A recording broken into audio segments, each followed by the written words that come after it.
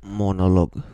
Stau și mă uit în România cum evoluăm pe o ramură muzicală care provine cu o cultură inedită.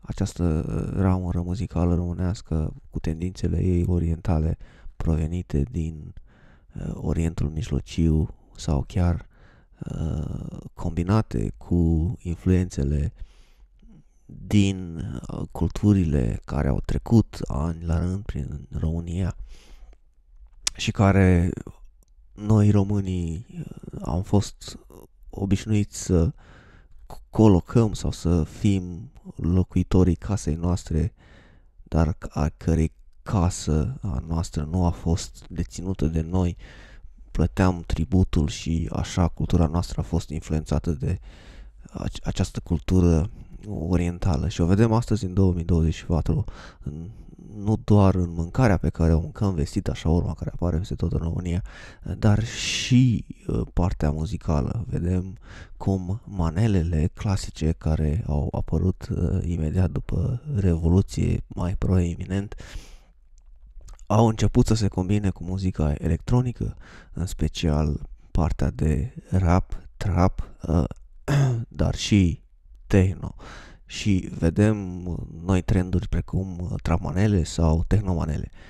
Și aici îmi pun un semn de întrebare, adică cât de departe poți să mergi să te dezlipești de o cultură muzicală bine definită în acest context muzical electronic. Ne uităm la Germania, o țară progresistă, dar și inovatoare tehnologii care a adus tot felul de instrumente muzicale și care au fost preluate de artiști din Detroit și care au creat de fapt Detroit Techno și apoi vedem cum pe scară largă apare acest trend de muzică electronică și care ia amploare prin anii 2000 și acum vedem în 2024 cum fiecare cultură, precum rapul din Statele Unite, este combinat de artiști inovativi din România cu influențele orientale și devine astfel trapmaneaua sau trapmaneaua. Este totuși, nu este clar de fapt ce este trapmaneaua sau ce este tehnomaneaua, pentru că parcă nu se, cum să spun, nu-i găsesc locul în muzica electronică. Nu că aș vrea să refuz eu muzica electronică în sine, dar parcă îi lipsește ceva. Adică, dintr-un punct de vedere artistic, o ureche care a ascultat an la rând muzică în cluburile de prestigiu din Anglia și Germania, parcă îi lipsește ceva. Am ascultat și techno oriental din țările arabe, am ascultat și house din țările arabe, dar parcă aici în România lipsește acel ceva. E un fel de carcalete, un kitsch muzical care spală urechile ascultătorilor, dar nu e tocmai un kitsch comercial de calitate și aici probabil ori nu înțeleg eu, ori nu vreau să accept, dar nu mă consider o persoană care nu acceptă trendurile noi, dar aici ar trebui să noi ca români să inovăm. Lipsește această cultură muzicală, electronică, exceptând faptul că o mare parte din minimul techno este creat de o mare parte din populație.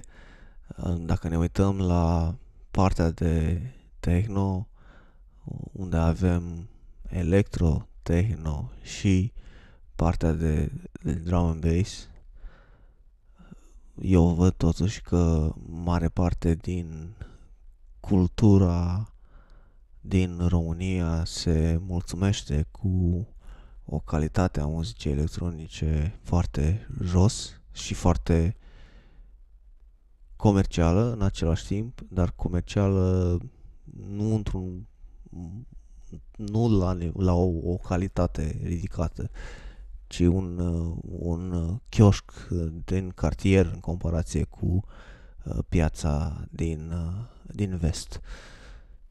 Și da, de aici ar trebui să creăm o cultură muzicală electronică cu un trend care să pună România pe hartă. Momentan, trapperii noștri nu inovează destul sau nu aduc destul de multe îmbunătățiri precum aduce Ina sau alți artiști consacrați. Muzicii din România. Deci avem nevoie de artiști mai buni, dar din păcate acest lucru se poate construi doar cu multă muncă, dar și cu multă cercetare și dezvoltare în același timp, pentru că trebuie să asculți foarte mult ca să poți să știi unde să te clasifici. Altfel asculți câteva piese și te crezi zeu printre cele 3 piese, dar de fapt în lume este mult mai mult și indefinit de mult la nivel de muzică.